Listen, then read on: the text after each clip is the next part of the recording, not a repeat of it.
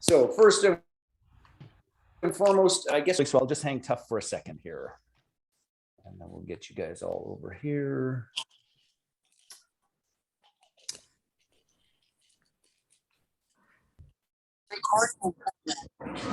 Oh, still got people logging in like mad.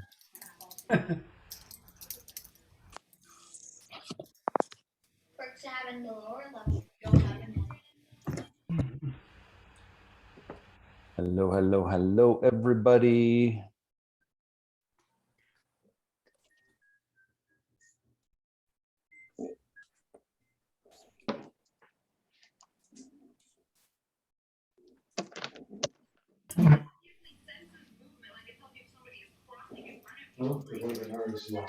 And gang, we're just going to ask you to mute everyone, and then we are going to get moving and shaking because we've got a lot of ground to cover.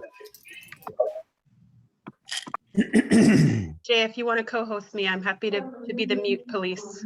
Hey, you are an awesome mute police person. Let us get that done as well, and then that way you got some background backup for Miss Victoria. Except everybody's moving so fast, I'm having trouble. There we go. More co-host. Awesome. Awesome, awesome. Okay, gang. I think we are about raring to go. Oh, wow. A lot of people. All right, I'm going to mute everybody, and then you can just unmute Jay. That'd be awesome.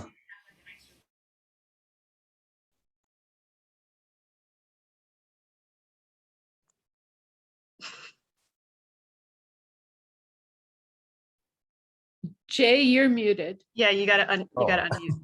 You mean as in me? I thought you were talking about everybody else. Okay. Well, this, by the way, that little button thing and the Jay, you're muted. That is, you know, sort of equivalent to some of the confusion and uncertainty and lots of stuff to enter related to this whole world of cryptocurrency and all of those pieces. So what I want to do is this. I'm going to start with a brief overview here of what we're up to. And in that process, I hope that this is going to make a significant difference and serve and support our community. And I see that people are still jumping in like mad here. So we'll just, if we can keep an eye on the admit all thing, that would be absolutely awesome. Holy doodles. You know what, gang, we're just going to give a moment or two of grace here because every single time I look up, there's another 3 to 5 people logging in. So just have a little bit of fun, say hello in the chat. I would love to know a little bit more about how each and every one of you is doing. Hello, Jade, great to see you. Matthew, tell us some jokes. Tell us some jokes. I don't know any jokes that are even remotely appropriate, like not even remotely appropriate. And I see that my other camera now suddenly giving me difficulties.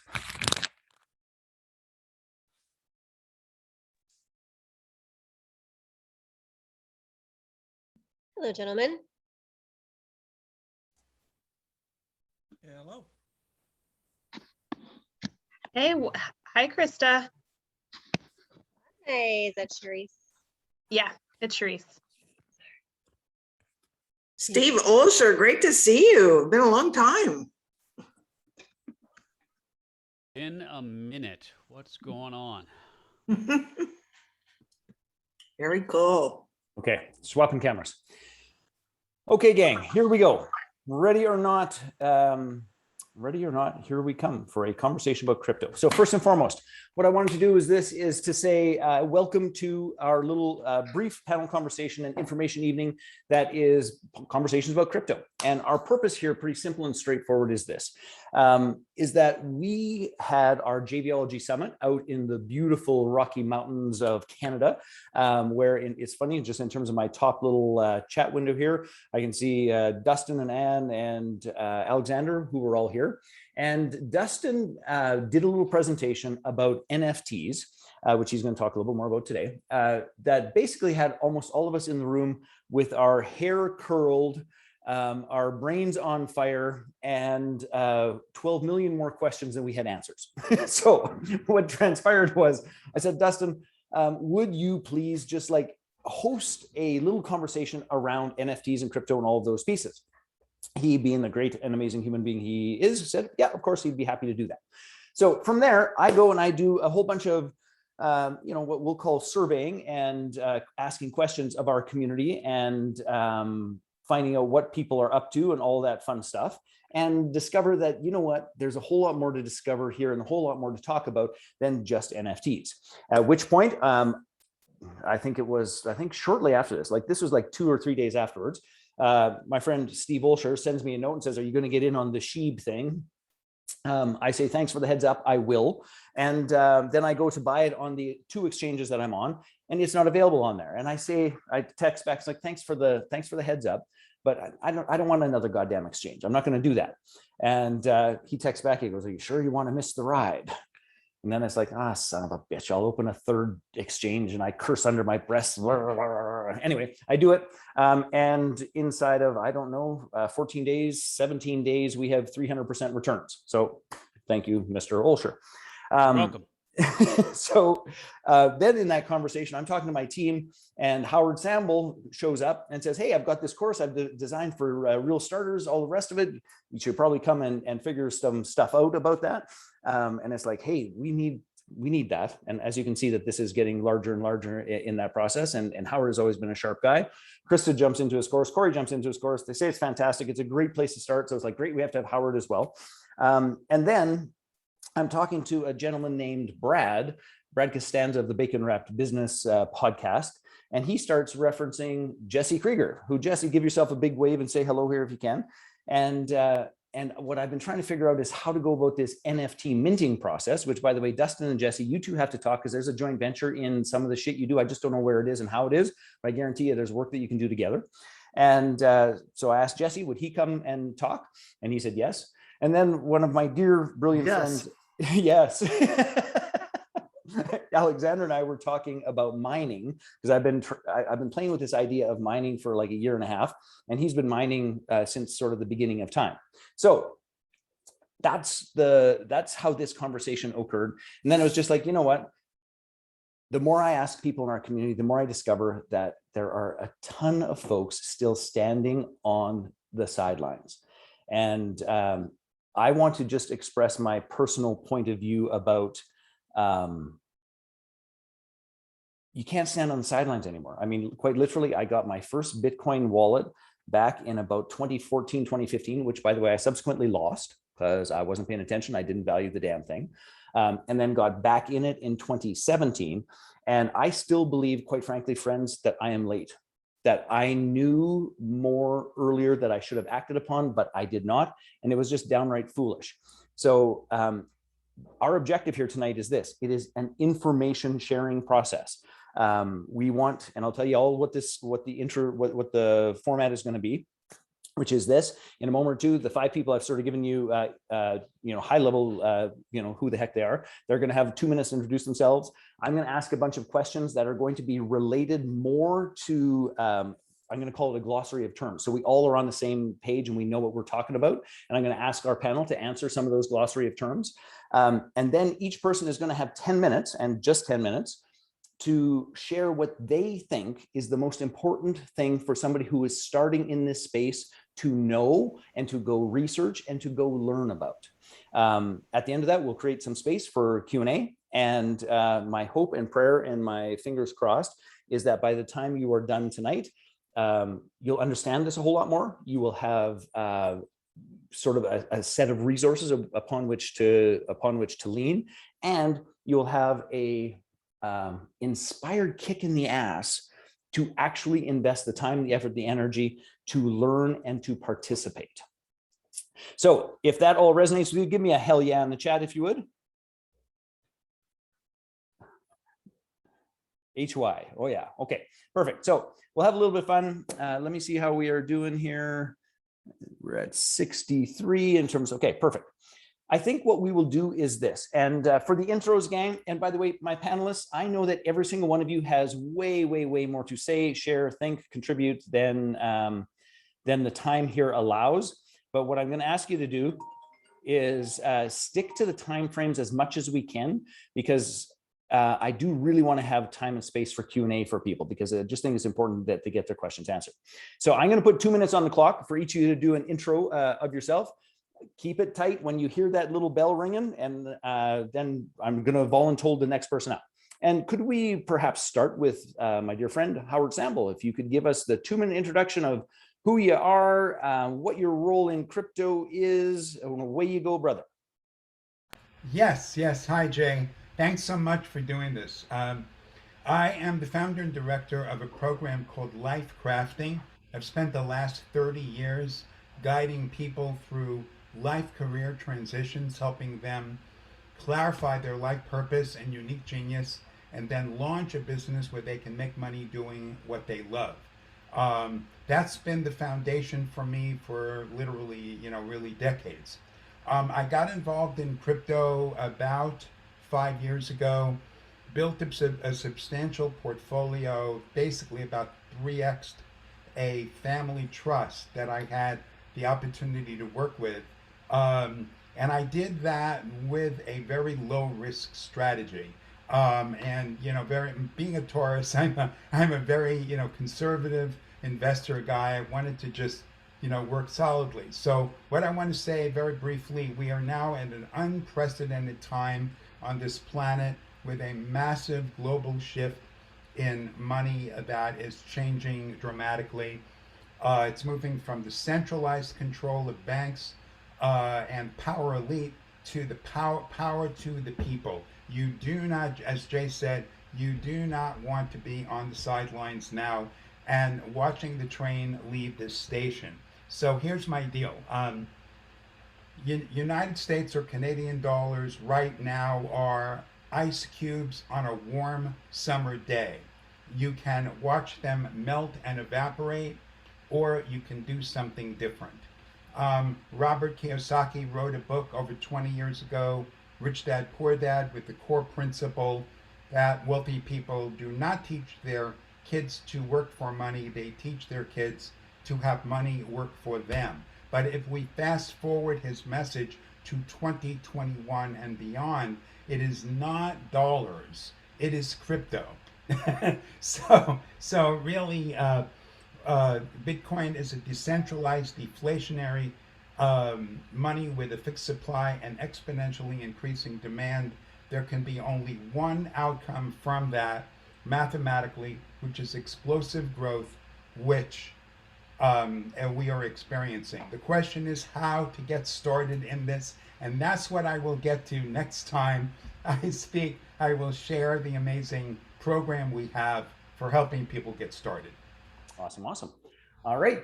Let us have, and just so you guys know, this is just in the order in which I see it. So if we could have Dustin McKay, if you could give us the 2 minutes. And for whatever reason, my thing did not play the alarm, but it will this time. All right, Dustin, you got 2 minutes, brother. Go. So I've been playing around with Bitcoin and Ethereum for a little while.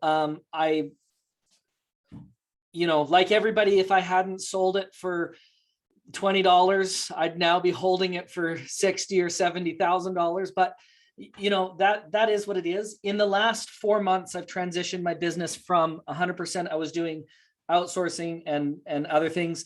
And now I'm focusing 100% on the crypto business. And we've seen explosive growth just across the board. I think, everybody's going to say this is the opportunity of a lifetime. And the reality is this is the opportunity of our lifetime in a way and at a scale that I never, ever anticipated I would experience. And like, I don't know about the rest of you, I'm keeping notes because I plan on learning from everybody here.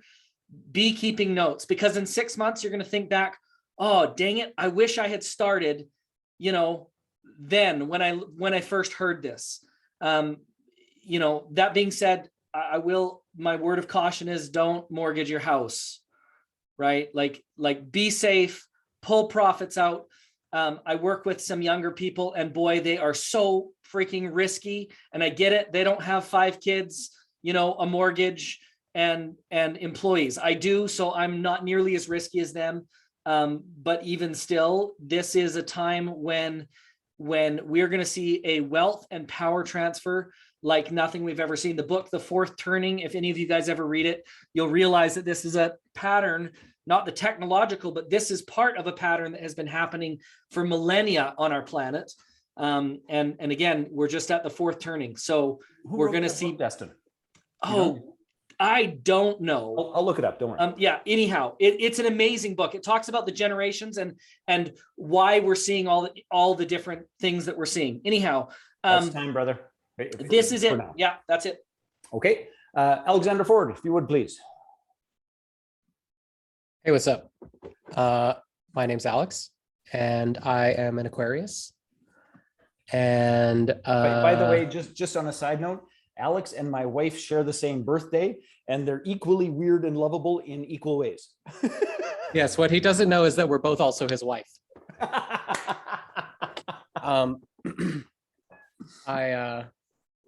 I like technology, and I don't focus on one thing ever. And how long have you been mining Ethereum? Like I started like half a decade ago. I ran an IT business. I still run an IT business, and I had this like brilliant idea that I was like renting my clients servers, and they were only using 60% of them. And so I was like, I could use the other 40% of these servers my clients are renting from me to mine Bitcoin with.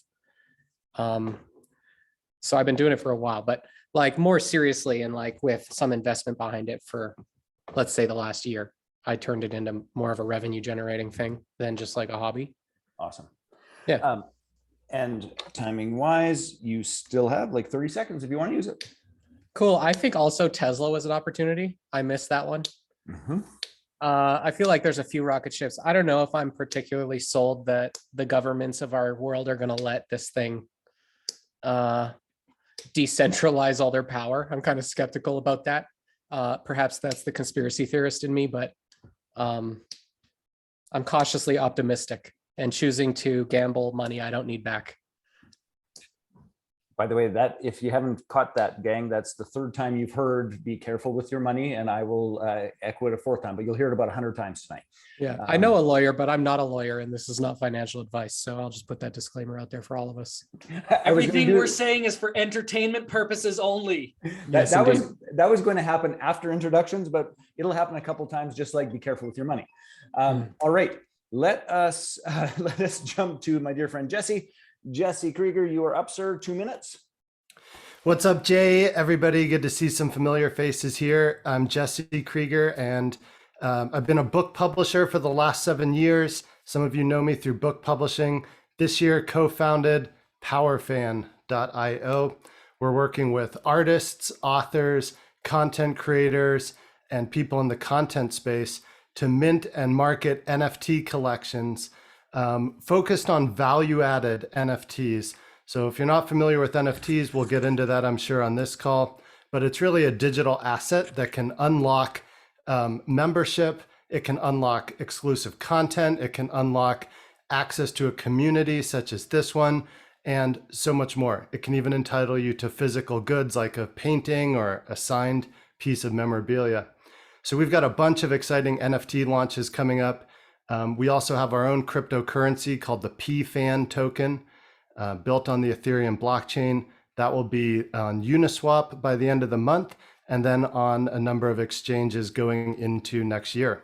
So my passion, my role is Chief Content Officer. I work with the talent and with partners to bring more awareness to what we're doing and support creators to launch their NFTs. So thanks, Jay, and I'll yield my time.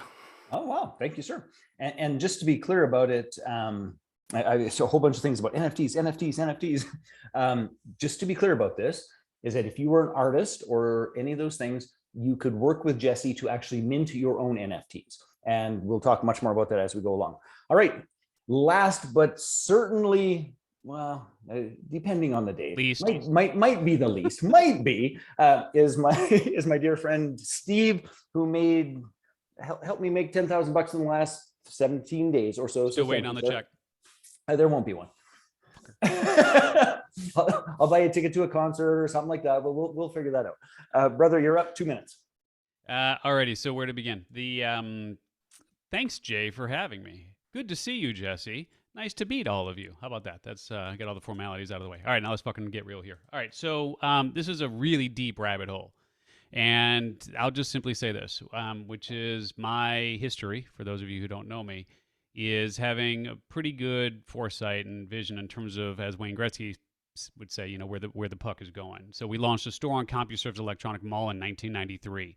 We launched an e-commerce site in 1995, bought liquor.com and bourbon.com in 98, implored everyone to get involved in real estate back in 2000, implored everyone to get involved in podcasting in 2009 and again in 2017. Done a lot of things over the years. I'll just simply say that from my perspective, I don't care if you're a coach, author, speaker, business owner, solopreneur, Fortune 500 company. This is a very interesting wave and an interesting revolution that we're really sitting at the forefront of right now. And I am just going to simply put it out there that there is a lot more to this than meets the eye. This conversation and the sexiness of this conversation may scream crypto, but there's all sorts of different cryptocurrency. I mean, you have institutional coins like the Bitcoins and the Ethereums that are basically stores of value, right? You have those two pieces and other coins arguably that are stores of value. Then you have altcoins and you have shit coins and you have a whole other discussion there in and of itself. I'll just simply say that I play in all of that. I also play in the world of NFTs, in the creator economy, in DAOs, in mining, looking at utility and DeFi and staking. But we're not gonna have time for all of that. But it's a huge, new, exciting world. And I would actually go in the opposite direction. Mind you, this is not financial advice, but I would absolutely at this moment invest whatever it is that you can't afford to lose. And I'll just leave it at that. Interesting grounding. Okay, and 2 minutes on the nose. All right, my friends. So here's the structure of this, and I will now make the formal declaration so we are all on the same page.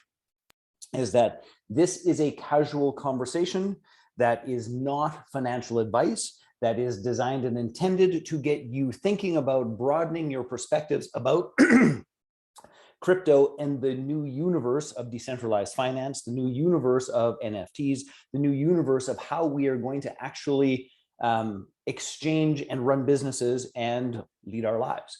So please understand, not financial advice. We will share what we have done. We will share what we believe is going on. We will share all of those pieces. But my true goal here is to inspire you to act on educating yourself and getting off the sidelines. So here's the very first question that I have for each and every one of you. I am curious to know, out of our 70 folks here, I am curious to know how many of you currently hold crypto. And what I would be interested in hearing is just put it in is yes or no. You hold crypto, yes or no? And I want to take a quick little scan of this. Okay. Got a whole bunch of yeses, which is awesome. A couple of no's. Not yet. No, no, no. Okay, a little bit all over the place. Okay. Honestly, we have more yeses here than I actually expected in terms of what's going on. So Yahoo, we got some action there.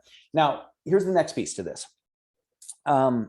I want to start by asking questions because every single time I start these conversations, it always goes back to definitions. And here's what I'm going to ask Victoria, if you can do me a favor, can you please spotlight all of our panelists? And panelists, if you would just unmute yourselves.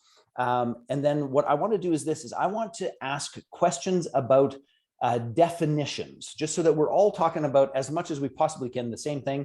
And I'm obviously not asking for the Webster's definition. I'm asking for your in the trenches operational definitions of a variety of words to make sure we are all on the same page as much as one could freaking hope in this complex and interesting world. Okay, so here's what I want to do. Who wants to take a run at simply defining what is a cryptocurrency? A simple cryptocurrency. Jesse, you're up. Okay, I'll do this. So cryptocurrency is a digital currency that exists on a blockchain. And a blockchain is an amalgamation of transactions that have been approved. And as they form, they become a block. Those blocks become part of the blockchain. So it's a ledger that is not controlled by anybody. It's not issued by a government, that registers every transaction. And accordingly, a cryptocurrency, this key feature is you could see every transaction that's ever taken place across every single person that's ever held it. But you don't know who they are. So there's an anonymous component built into it if you choose to exercise that. And in the case of Bitcoin, the first cryptocurrency, there's a fixed supply that can't be changed, and it's mathematically secured. So that's the short version. Which they say is 21 million plus or minus. There's a whole shitload that's been lost, such as mine in an early wallet. That's why some people say that Bitcoin is one of the hardest currencies on the planet, because it is completely and utterly finite. Gold, you can still go mine. Silver, you can still go mine. There's a whole variety of other versions to that. Sheena, just to be clear about this, we're not going to take any additional questions until the end. So if you have questions like that, please log so that we can do that at the end, because I want to make sure everyone gets a chance to go through this process. Anyone else want to take a run at what is a cryptocurrency? I thought that was quite decent. And by the way, blockchain, don't confuse blockchain and crypto.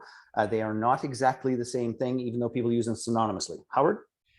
I would just say that the most important aspect of cryptocurrency is that it's a peer-to-peer network, and it's completely decentralized. I think the most important thing to realize in our mindset and our paradigm is to break out of the idea of banking, centralized control, permission, and then someone in the middle controlling, everything we do or think or have, et cetera, et cetera. So it's a way to bring power back to the people and let us be our own banks and be our own, initiators and receivers. So any two people on the planet can transact money in whatever form we decide, without anybody saying you can, or you can't. Yeah. Let me just add one quick thing to that. I mean, the terminology that you guys may be familiar with is the word fiat. And so when you think about fiat currency, you have the Canadian dollar, right? It's worthless. You have the US dollar, and I'm just playing, Jay. But the point is that obviously you have different currencies based on different markets that are typically tied to a particular government. So if a government crashes and dissolves, as we've seen in other countries over the millennia here, that currency that they have said is worth X becomes absolutely worthless. So when you look at the difference between fiat, which is tied to a government of some sort somewhere, and crypto, which is tied to sort of if you will, a universal agreement in terms of what the value is that we, as owners of that currency, or as a society and as a global, and even on a global basis, because if you look at something like Bitcoin as an example, this is not just people in America or Canada that have access to Bitcoin, right? There are people in every country except for China, and even there are people who are getting access to it. We won't go down that rabbit hole. But I just simply want you, and Jay, I do not give you permission to live stream this, so you're going to have to stop the conversation right now. No, I'm just playing, dude. Okay. I thought you had something big and deep you were about to share, and I was like, I can pause for you. Just kidding. But cryptocurrency, just so that we're very clear here, isn't tied to any one governmental agency. It is really, as Howard said, a currency of the people whose value is determined by the people.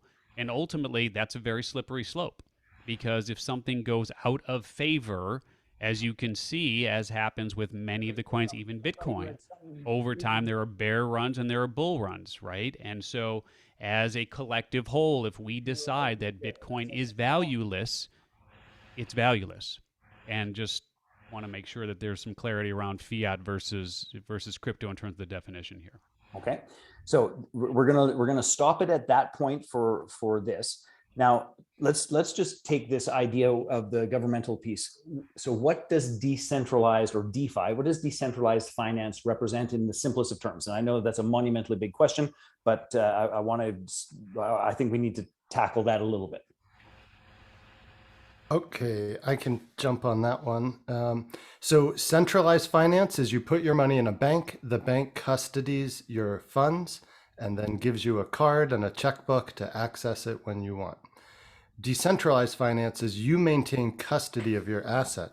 And so I've got, a Coinbase wallet app, I've got other MetaMask and so forth. So I have the custody of my funds and I can interact with other people and make transactions while never losing custody of the funds. So decentralized finance allows you to interact like that and get interest by providing liquidity, by entering into loans or smart contract arrangements where you get a yield or a return, but without working through an intermediary institution. I want to add one little thing to this. So the key feature of decentralized finance is that it is trustless. And as Jesse said, you maintain responsibility for your own assets. And this is really hard for a lot of people, because if you're a child and you're expecting somebody else to protect you, they will not. You can lose your money that fast. You can put the other day we poofed $40,000. I mean, it happens so frequently, we call it poofing because it's the only way emotionally to deal with the fact that $40,000 just disappeared. And so just poof, and you have to make a joke because otherwise you cry, and we're all adults. So we try laughing instead. But, last 2 weeks ago, I sold my van for $25K. The guy gives me a bank check. I bring it into the bank and they said, okay, we're going to hold this. And I said, wait, this is a bank check from like Bank of Montreal next door. We can walk next door and they will verify this is a good check. And they're like, yeah, we still can only give you access to $5,000 of it today. And I'm like, I'm an adult, look at my business accounts. I just lost $40,000. I am totally an adult. Yeah, but again, there is nobody protecting you. Like, I don't know what they thought. Like the dealership that I was buying my new car from was going to screw me. I don't know how I was being protected by the bank, but they wanted, I didn't have a choice. It was my money, but it wasn't really my money. It was their money that they would let me use if I proved I had a valid purpose. Yeah. Crypto, there's none of that proof. There's also none of those safeguards. Yes. And I just want to add something to that. A friend of ours had a post on Facebook a little while ago, is that she went to the bank to withdraw $5,000 and they would not give it to her until she told them what she was going to use it for. And it actually graduated through 3 different conversations to the bank manager. And the bank manager says, I can't unless you give me a reason, which is bullshit. But so I don't want to get too far off on this note. So let's be clear. Decentralized finance is about reclaiming control. It is about utilizing a system that you are in direct power of and custody of. And there are little or no safeguards. It is one of the reasons why probably 2/3 of this panel says don't fiddle with money you can't lose while you're learning. And there is some truth to both sides of that. So, and just to be clear about this, there's nowhere to go to for the Bitcoin wallet that I lost that I started in 2014. There's nowhere to go. I was the dumbass.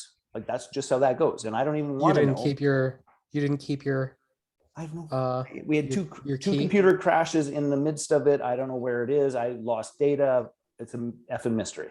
So anyway, before that's you a go dumb on, thing to do. Can I add to this? Like the conceptual conversation is really great, but I want to add a word to the conversation, which is the word wallet. So like Dustin's like, you literally are responsible for your own money. And like in extremely simple terms. Alexander, I got to pause you. This is funny. That's the next word on my list. So psychic deja voodoo, go to town. Okay. So like, let's say you want to trade some cryptocurrency. The decentralized way that works is like, when you go to the bank, the bank's like, thanks for your check. We're going to put your money in our vault and we're going to protect your money in our vault. And you can depend on us to be responsible for like protecting your money here. I mean, mostly. Then the government has to insure in case they do lose it up to a certain amount, but like ideally they're not going to lose it. In crypto, you can create a wallet, unlimited wallets. So earlier, Jay talked about exchanges. You can open an account on an exchange and they will create for you a wallet that like lives in their exchange. That wallet comes with a unique identifier, and you can recover your wallet by writing down like a 16-word recovery phrase on a piece of paper that you put in like a safe deposit box and wrap in a plastic bag and photocopy once and put the other copy at your parents' type of thing. And that wallet lives in an exchange, or it lives like on your laptop computer, or it lives on your phone, or it lives on a USB fob that you can buy. Your wallet can live in different like physical or digital locations. But when they say like you're having custody of your assets. It means like Alexander has a wallet and he put $200,000 of Bitcoin in his wallet and then he lost his wallet. Like that's literally what is meant by you can lose your money. Like you could like drop it out of your pocket onto the ground and your $200,000 of Bitcoin is gone. Unless you have your hash, your recovery phrases, and you can go like recover that information into a different wallet. But like if Jay and I are going to do a transaction, I'm literally saying, take this money and give it to Jay. And it's like the money floats from like my wallet through the blockchain to his wallet in a one-step process. So like the movement of the money and the accounting of the money movement is happening live on the blockchain as a synchronized event. Whereas with fiat currency, through a centralized trust system like a bank account and a check, like Dustin talked about, I write a check and hopefully Jay gets it and deposits it in his bank account. And he has a ledger and I have a ledger. And we get to reconcile our ledgers against the bank. And it's non-synchronous. And so the movement of the money and the accounting of the movement of the money are not entangled things. So when Jay and I do a transaction on the blockchain, it's like money goes from my wallet to his wallet, and it's the accounting for that is occurring on the blockchain in real time. Jay, can I pop in with just something really practical with decentralized finance here? Certainly. So like this really drove it home for me. I was looking at, I had $11,000 in a credit union and I got a statement that said I made 65 cents in interest in 30 days on $11,000. Meanwhile, I've got a decentralized finance position where I'm staking my token and earning a yield. And, you know, I'm earning at this point $40 or $50 a day just in passive proceeds from providing liquidity or using my capital instead of giving it to the bank. Bank uses it to issue a mortgage. Bank creates 97% of the money in circulation. Decentralized finance, you provide capital and earn the return that otherwise banks have been taking. So when I saw that, I was such a stark contrast that I started moving the majority of my money into decentralized finance and blockchain and out of the banking system. Howard, last word on this, and then we're going to move on for topics. Okay, two things that are very important here. Historically, there has never been a fiat currency on this planet that has not gone to zero in value, historically. Not a single exception to that. They all go to zero. It's all a matter of whether you are the frog that gets cooked slowly or whether it's fast.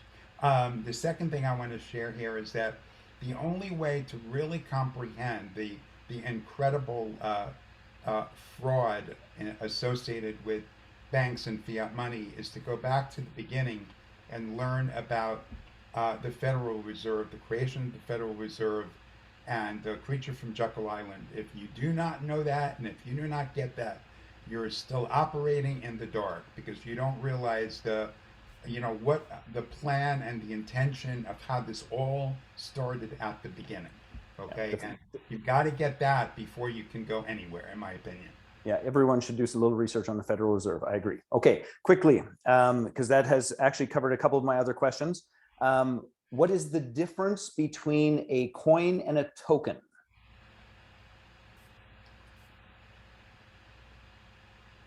Nobody wants to touch that one? Well, I have no idea. I think you could specify that, like, okay, so Ethereum, do we all know Ethereum, right? Ethereum, you could call it a coin, you could call it a token. It's kind of interchangeable, but it's fungible, meaning one Ethereum is one Ethereum. It's all the same. But an NFT or a non-fungible token is a digital asset that exists on the Ethereum blockchain, but that it has an intrinsic store of value, meaning if you've got an NFT worth $1,000, you can't break it into 1,000 parts and each one's worth $1. It's in its fixed form.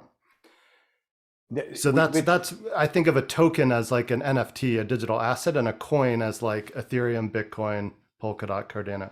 Okay, so here would be the distinction that I was told, and I'm again, this is a learning conversation, was that a coin has its own blockchain, a token borrows the blockchain of something else. So all of the tokens built on the Ethereum blockchain, they have to be tokens because they're not a coin. They don't have their own blockchain. That is my understanding. Anybody want to comment on that? Maybe I'm wrong. No, that's a good way to think of it. That feels right. That feels right. Okay. Yeah, and another use case, if we're thinking about it in terms of tokenization, anything can be tokenized. So, like Right. a physical piece of real estate can be tokenized. This is like, right? So, it's not, however, going to be a coin per se. So they are there are times where the terms are interchangeable. However, there are certain things that can be tokenized that will not become coins. Mhm. So there you go. And this is the son of a bitch about this, gang. And this is the part that when I started diving in, in 2017, I truly and genuinely got overwhelmed. And because of the complexity and the options, but it is in the complexity and the options where we have opportunity that is unprecedented on planet Earth. Okay, stable. Let's just talk about very briefly stable coins and what's a stable coin?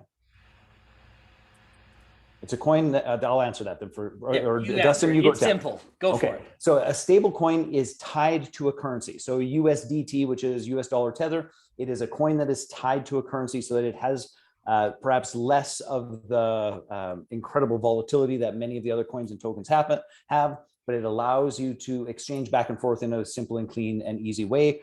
It is usually stable coins that are used in things like the lending process that Jesse was talking about and those sorts of things. But stable relative to the currency they're tied to. Correct. Yes. Not like arbitrarily stable against every other currency or fiat. And like, I mean, and I don't want to get too deep into it, but USD Tether specifically, just find another stable coin. Because at some point that rug is going to get pulled. Yeah, I don't. I have $4,000 there right now, so thank you. Use it to BUSD or USDC or USD anything but Tether. Yeah, I would not. Okay, this is what I'd say also about a stable coin is it's the blockchain representation of a like a US dollar or a government currency. Right, Why would you want to use that, you might say? Like you can't send a wire transfer in the middle of the night from your bank account. You can't withdraw $40,000 from any ATM at 2 a.m. But with the stable coin, you can send any amount, anywhere, anytime, for almost no transaction cost, and that's the primary use case of it. But yes, and Elizabeth, you got to hang on to that question, even though I love it. I love this question. What can you buy with Bitcoin? Like, can you pay for utilities and gas or a pair of boots? And the answer is yes. With there are crypto credit cards, there are crypto debit cards, a whole bunch of things, but we're not going to go down that road too much. But it made me smile. Okay, Web 3.0. You've been talking a lot about this, Steve, online. Give us a quick vision of Web 3.0, and then we're going to go into everybody's 10 minutes. Okay. Well, no, I'll save it for my 10 minutes. Fuck it. Okay. All right. Steve's 10 minutes starts now. Okay, here we go. There we go. All right, so let's dive in. So Web 1, if you think about Web 1 was the early iteration of the internet. So you went online, you had the opportunity to read something that someone else put onto a page. Perhaps you could push a button, click a button, and you could buy something, but you had no active participation, right? You had no say into what's going on. Just basically, there it is. Look at it, maybe do something with it in terms of clicking on a button, and that's it. That's Web 1. Web 2 is now we all have the ability to participate a bit. So you think about Facebook.com, right? What happens on Facebook.com? You can think about it in terms of user-generated content. You can think about it in terms of, okay, now you can take your picture and you can put your picture on a web page. Someone posts something. You can then respond and be a part of that conversation. So now Web 2, which is the current iteration, and so far as what we're seeing, you now as a consumer, as a participant in the world of the interwebs, can actually have a part of that conversation, right? And be involved. But you have no ownership of that platform. So like all that content that you give to Facebook gives them real value in the world because it's the value of your time, the value of your attention, and it's the value of your content. So you were literally building that platform for them. You have no ownership. Web3 is where it gets really interesting. So Web3, and you're going to hear this term a lot. And so what does Web3 mean? Well, Web3 is the next, it's sort of the second coming or the third coming, if you will, of the internet. It means that not only will you have the ability to participate in that particular conversation in terms of whatever that community is that you're a part of, but also you'll be able to create that conversation in terms of you'll have an active role in the creation of that community, of that conversation. And the real kicker is you'll have ownership of. So this moves into what we're now calling DAO. And I encourage you to write this down, DAO, just because you need another acronym, because why the fuck not? So DAO, Decentralized Autonomous Organization. And for all of you, the coach, the author, the speaker, the business owner, the solopreneur, doesn't matter. All of you need to become very familiar with this term, because creating your own DAO is the future of economy. It is the future of business. What it entails is everything that we've talked about. It could entail crypto. It could entail NFTs. It could entail everything that we're not going to go down any more rabbit holes around that. But just understand that if you think about this, and many of you have two of these three pieces already, you just need the third piece to have your own decentralized autonomous organization. If you think about having a DAO as having three pieces, I call it the three C's. So it's having content. Okay, so the C number one is having content. All of you, you're here. I mean, you're a part of Jay's community. Now, you all have your own content. And many of you are doing that very consistently through your own podcasts, through your newsletters, through your, magazines. I mean, whatever it is, right? You have your content, which then leads to the second C, which is creating your own community. So the second C is community. And you can have your community on an email list. You can have your community on a Discord server. You can have your community on a Facebook or wherever it is. Doesn't matter.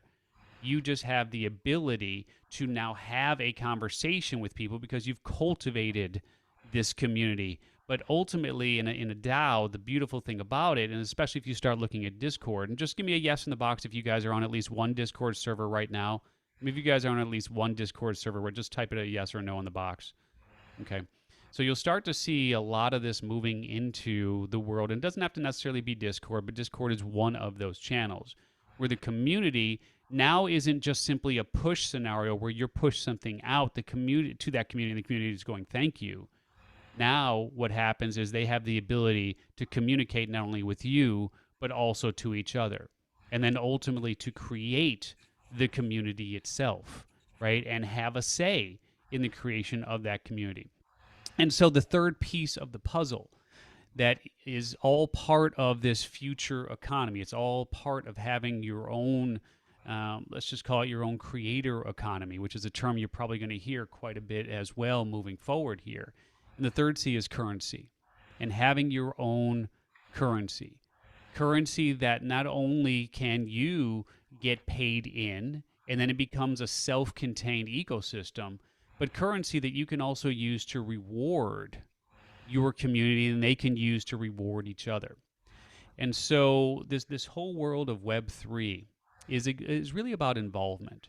Whereas before it was sort of the one on the pedestal kind of pushing things out at everybody, Web3 is really about everyone being a part of what it is that's being created, and you are obviously a central figure in creating. So I don't want to go too much farther down that path, but just understand, like for us in the world of podcasts, as an example, because we have content with Podcast Magazine, we have content with our own podcasts. We have the ability to create a community that lives in social media, community that lives on our email list, our subscriber list, et cetera, et cetera. The third piece of that puzzle then is currency. And so we have our own coin, and our own coin is called Bold Coin, and it's the crypto for creators. And it's actually traded on the Rally platform. It trades for about $4.50 a coin right now on Rally.io. So we actually $32. Hey, my man. So Well, what you didn't say is you made that on a $50 investment, you cheap bastard. So there you go. So you actually would have done a lot better than that. But the point being, as far as Web3 goes, and I'll yield the rest of my time here, is just be aware that this is really all about not only controlling your entire ecosystem from start to finish. We have transactions right now that will never touch a traditional bank account, that will never touch a traditional credit card, and yet we still get compensated for our products, programs, and services outside of the traditional system. And so if you're wondering, well, then how do you actually make money? Like, what do you do with that? It then can be converted into some of the other coins that we've talked about, the Bitcoins and Ethereums of the world. And if, God forbid, you actually need fiat, it can be bridged out and we can get into fiat as well. So you got to, let me close with this, get out of the mindset of operating in fiat. And this is the mind fuck for all of us who are my age, your age, and just, any of us who don't remember having a cell phone and we got our first cell phone. Like, fiat is ingrained in our brains because this is all new in so many ways to us. Somebody like Matthew, who obviously looks a lot younger, probably had, a phone from as long as he can recall. The idea of doing things in this world doesn't feel as foreign. You've got to let go of that mindset of tying it to fiat and tying it to the old ways of how things used to be. I'll leave it at that. So I have just a couple of quick questions, and I love the 3 C's. That's patent, by the way, you fucker. Trademarked, patented, copyrighted. I've got it all, you JVL. My wife is laughing in the other in the other room because I was texting her already. It's like, create a Venn diagram of that and say it's mine. Mm-hmm. I was just thinking, if my DAO copies it, who are you going to sue? Anyway, I'm in a particularly weird mood tonight. But on a serious note, though, because you got a couple minutes left. This idea of currency for a particular DAO, lots of ICOs, the vast majority of ICOs that were pretty popular. And by the way, that's an initial coin offering. That's somebody creating a coin, let's say on the Ethereum network, that's supposed to go do something. Most of those were epic pieces of shit. So why would somebody want their own currency when most of the time those things seem to pump and dump and poof is the best way I could put it. Talk to us for a moment or two about that, please. Yeah, I mean, because at the end of the day here, you have to think about it insofar as longevity in the space, and you're tying your name to that currency, right? I mean, there's God. Fortunately, I'm teaching a class on this, but there's which by the way, I want you to let people know how they can track you for that. Yeah, and there's a lot of different answers to that, Jay. It's just not that simple. But the simplest answer is utility, and ultimately, coins that are tied to having real utility, whether that be access to you, whether that be a product or a program or a service or a live event, or when Jesse was doing the book stuff. Like, I mean, there's a million different ways that you can use that currency to have real utility. The coins, the ICOs that flopped and so on were just, I mean, they were just cash grabs, right? Because there was no utility tied to that coin itself. And so that's the word that you're going to hear a lot of. And it's just so important for you to understand that whether it's an NFT or a creator coin or any sort of crypto, you want to look for real world utility. And if you have that, you're gonna set yourself up for not only getting a decent ROI if you're an investor, but also as a creator to have your own currency. Tying it to real utility is ultimately going to be the key to success. Okay, awesome. I love that. Okay, first of all, gang, can you please give Steve a round of applause and appreciation? He has been a consistent leader and visionary in what is coming and has monetized those elements really well for not just 1 or 2 rounds, but for a ton of cycles in this entire space and process. So my full-on endorsement is, I know he's got a Web 3.0 program coming up. I'm going to participate, and I would suggest that everyone else does too. Simple as I can say it. Steve, how do they get a hold of you? How do they track you? How do they reach you? Yeah. So there's two different options. So one is just go to ClubPod.club/coin. And if you scroll down, you'll see there's a campaign for the live Web3 training that I'm doing. I think we've got like 40 slots left. It's like $45, I think, is the cost for that if you want to dip your toe into the Web3 world with me and actually be on Zoom like this and be able to ask questions. Otherwise, if you don't want to invest, that's fine. You don't have to. Just send me an email, steve@steveolsher.com, and just say general admission, and then we'll just send you recordings of those. But if you want to be on and actually ask questions and whatnot, and this will take place the week of November 15th. And Okay. so, again, clubpod.club/coin, and I think there's like 40 something slots left. Awesome. And gang, if you want to do that, I'll be there and we can navigate our way through together. Okay. So, and I just want to give sort of what my thoughts and processes are here in terms of how I want to go through this. Jesse, if you would be willing to go next, because Dustin's topic ties to understanding what an NFT is. And then I'd love, Alexander, if you can talk about mining in your opinion. And Howard, I would love to end with you because yours is a practical action step for where the hell do I start? Yeah. So that's sort of what's on my brain here. Jesse, you got 10 minutes. Go, brother. Awesome. So yeah, that was great, Steve. What you shared, I agree with basically everything you said. I'll share a little bit about what we're doing and the opportunity that presents for everybody here on this call. So yeah, I mentioned that not only do we have an NFT minting platform, so we partner with creators, whether that's an author, an artist, a course creator, to help them launch their NFTs. So what makes that different than just selling your course or just selling your book? And think of it this way. Back up to what an NFT is, brother, because that was on my list and I skipped over it because of time. Of course. If you could just dive in there, please. Sure. An NFT just stands for a non-fungible token, but an NFT is a digital asset. It's a token. We were talking about a coin versus a token. So it's a token built on Ethereum or built on Polygon or built on these other blockchains. And that ownership of that token, you can think of it like a certificate of authenticity connected to a piece of art, let's say. So if you have a certificate of authenticity and a piece of art, that's what ensures that it's what it says it is. An NFT is the digital version that ensures the asset is what it says it is and that you're the one who owns it and you can trace the chain of custody back to the genesis of that asset. So where we're playing is supporting artists, content creators, authors, and so forth to issue collections of NFTs. And the value in that is, one, to be able to sell something to your audience or to your customers that has a resale value. So unlike a book, unlike a CD, unlike a film or a movie that's sold once and then you can never see what happens afterwards, you can see each subsequent transaction and get a royalty as the creator on each transaction. So if I created, I'm an author of a book, Lifestyle Entrepreneur. If I did a limited edition NFT launch of Lifestyle Entrepreneur, I could do 100 NFTs. So there's number 1, number 2, all the way up to number 100 out of 100. And once initial 100 people purchase those, the only way to get one is to buy one from somebody who has one, because I'm not making any more.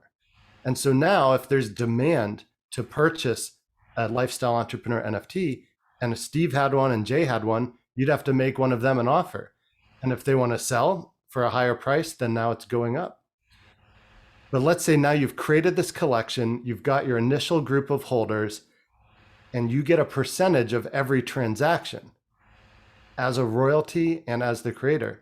You could say then, okay, it's November right now. On December 1, all 100 people holding my Lifestyle Entrepreneur NFT are going to get an invite to an exclusive one-day mastermind where we're going to go through each one of your businesses and help you take it to the next level. Now I've created a reason to have that NFT on December 1st.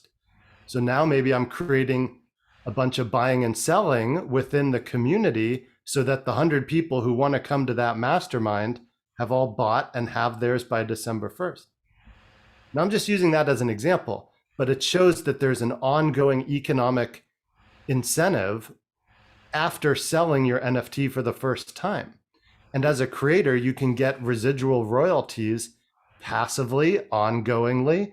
This can be your ticket into a community or a mastermind, or it could be ticket to literally being on stage with your favorite artist. Or I've seen electronic music artists sell or auction a collaboration. So if you win this NFT auction, you co-produce a song with a well-known artist. So that's a way to break into a new industry. Hey, I just co-produced a track with this person. Do you want to work on one together? So, and by the Jesse, way, that co-production is an NFT, and then they get royalties on the use case of the new content that they've created together. I want to just add this for the JVology community. So most of us are used to this idea of when we're JVing, we share an affiliate link and all of those pieces. This is actually possible that we can actually build a smart contract into an NFT that at the moment of purchase or transfer of assets, we also get paid. So I'm just making this shit up because I've been playing with this since watching the podcast. So let's imagine that you bought a VIP ticket to JVology Live that was an NFT. And that JVology ticket had the capacity to be resold. And every single time it was resold, JVology gets 40%, and the person who sold it gets 60%, and it happens instantly. There is no tracking of affiliates. There is no making of reports. There is no sending of a check. It is all handled at the moment, exactly as Alexander had said earlier, at the moment of the transaction, it arrives in my wallet. Like there are some incredible opportunities for joint ventures, royalties, licensing, and community building that, quite frankly, I'd never really wrapped my head around before watching that interview. And the best part of that whole scenario, Jay, is whoever bought the ticket attends the event. Afterwards, all of the footage, all of the content, all of the speakers can now be accessible through that NFT. That NFT is, in fact, the key to access the content. So if somebody couldn't attend live, hey, they could buy the NFT after the event and access all of the content and still take advantage of all of those economic benefits you mentioned. Mm-hmm. Sorry, I was talking during your time. I'll shut up now, I promise. No, it's a great question. There's so much to explore here. It is a deep rabbit hole. Where we're going with this, just to give a preview, sort of like Steve said, we have the power to help create a creator coin or your own token by simply locking up our PFAN token 1-to-1 now becomes JCoin. And that itself can exist on any wallet that Ethereum lives on and have all sorts of use cases. So we'll be getting into creator coins next year, and you can have NFTs that function as like a subscription almost, where every month that NFT emits 1,000 PFAN tokens, let's say. So we're doing a big launch coming up where whoever wins our Genesis NFTs, that will give 1,000 PFAN tokens every month for a decade. Programmed into the contract, you can see it with your own two eyes. But now you've got this asset, and every month you're getting 1,000 PFAN tokens. This also creates intrinsic value if you sell it, and you've got 6 months and 6 years and 9 months left of emissions, and the token price is at 10 cents. Then there's a real way to see the value of an asset instead of it just being this digital currency or an amorphous concept. It can entitle you to proceeds on a regular basis or percentage ownership from the proceeds of creative endeavors and things like that. So we've hooked Jay up for everyone in this community. You guys can get 100 free PFAN tokens from PowerFan, and we're here to support anyone that wants to create NFTs, get actively involved in the space. That's what we're here for. So let's chat, and curious to hear what everyone else has to say. Cool. That was short and sweet. And you got a little bit of time. So tell me, out of this whole piece of minting our own NFTs, like what's the favorite deal you've done thus far? Like what's the favorite use case that that just you're like, good God, that was amazing? Yeah, that's a great question. we had a really wow experience a couple months ago. We partnered up with a painter who's been friends with Manny Pacquiao for years and years. And so we were able to auction a painting commemorating Pacquiao's final fight, signed by Manny Pacquiao. And so this really bridged this NFT world with the physical art world and just a commemorative collectible where you could win an NFT. There's only one winner, and whoever gets it gets to take delivery of this signed painting by Manny Pacquiao. And I just thought that was super cool and reinforced my excitement for NFTs in this space. Awesome, brother. Okay. Now you actually just give me a second because I think I actually have it here. I'm going to grab that link too. Yeah, I was just going to say, if you would put that link in terms of checking out what is there and how we can do it and all of those pieces, I would deeply love that. That would be absolutely fantastic. All Hey, right. just so you know, your My video is camera took a holiday again. I've been coaching all day long and the charge doesn't keep up with the burn. So I'm going to just switch cameras here. Thank you. And on that note, Dustin, you are up next for your 10 minutes. But before you start there, would you share with the crew the text that you sent me in terms of you had kind of a sad and disappointing day today, and I think maybe we should start with that. I started hardcore in crypto 4 months ago, 5 months ago. I don't know, whenever June was, June or July. And then I had the first 7-figure day, and today was my first 8-figure day. So today was a pretty good day for the crypto world for me. And it's interesting because it's not even the NFT project, which we haven't even launched yet, because there's like all sorts of things going on. So we'll talk about the NFT project, but I want to talk about how I see, like, there's so many different aspects to how you can make money in crypto. Alexander's going to talk about mining. Jesse talked about minting NFTs. Steve also talked about it. He also talked about DAOs. And I know Howard's going to talk about, I assume, some sort of investing strategies that are safer than other strategies. And I hope we've talked about all the dangers and you really get, like, no joke, we have poofed so much money, and we get better at it. There was a news article today, and the founder of Ethereum, he was about to send 1,500 ETH, and he sent, like $10 to the wallet, confirmed that it arrived, and then sent the 1,500 ETH. And I mean, for any transaction over 5 or 10K, I always do that, because it's just, even if I've sent to the wallet before, it just makes life easier. It's a sickening feeling to see money disappear. So I will tell you how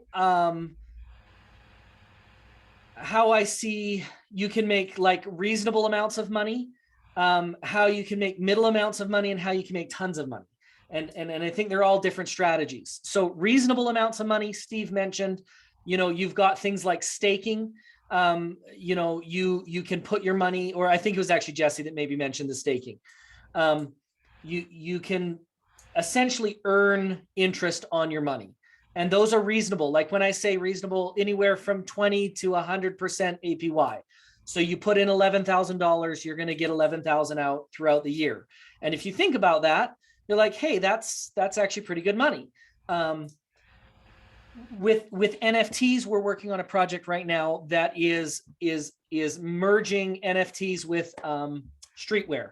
So we've partnered with some fashion designers in California that have a really good reputation. We're going to do an NFT mint, and everybody who mints an NFT, there's one piece of streetwear attached to that NFT. And to claim that NFT, or rather that piece of streetwear, you have to burn the original NFT, and you're given a new NFT. But in that process of burning, we get your physical address, and we're going to send you out your streetwear. Now, most people will have a hard time selling. Justin, I gotta stop you. Tell people what burning means. So burning basically means destroying the NFT. It's a digital asset. There's only one in the whole world, and we destroy it. Now, the way we convince you to destroy it or burn it, basically you send it to an address that doesn't exist. It's the same as poofing your money. the way we convince you is we're going to give you a better NFT and we're going to give you a physical good. Now, there's benefit to the NFT still because there's future drops that you will only, like clothing drops, you'll only be eligible for if you hold the NFT. So we haven't removed the value of the NFT as a trading thing because we want people to buy and sell them. Because if you buy and sell, I get a percentage every time. It's a royalty built into the contract, into the smart contract.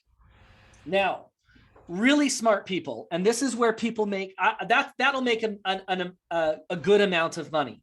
And when I say good amount, that project will probably make us $2 or $3 million, and it's split between 6 partners. That project is. And don't get me wrong, 3 months ago when we conceived of it, I thought that was an amazing idea. And I thought $3 million was the moon. We've since found that there's better moons to go for. Where I'm seeing the most money being made right now is in NFT gaming. Now, if you think about any game, World of Warcraft, any of these games that people play, for a long time, we've had goods, not physical goods, digital goods within them that had some value. Now, some games allow you to make those, some don't. In NFT gaming, all of these goods have have value. All of these digital goods have value, but you can do things like breed 2 NFTs to make a 3rd NFT. You can take an NFT potion with an NFT sword and combine them, and now you have a 3rd NFT that has some mystical property based on a probability, and that sword is now greater than the value of the 2 NFTs that you burned. Or maybe you spent a token, you spent a token to imbue some magical artifact with extra magic. Those type of projects, we're seeing those 100 and sometimes 250x right now. And I can give you guys access to a community that I feel a little bit guilty because I'm in the back end of the community. There's like 100 of us, and this is the front end of the community. There's like 15, 20,000 people. They will mention some of the deals, but as the community invests in these projects, people that participate in the community, asking questions, commenting, are given token based on the community. And it's not my community, it's just a community I'm part of. Dustin? Axie Infinity, I almost caused my wife to have a mental breakdown when I bought $50,000 worth of Axie. Hey, Dustin, there was a comment in this like, what the hell is going on now? People don't understand. Sorry, I went way too fast. Okay, so I just want to back up and connect a couple of quick dots. So this was part of the conversation we had at the JVology Summit that caused me to go, wait a second, there's a bunch of shit here I don't know.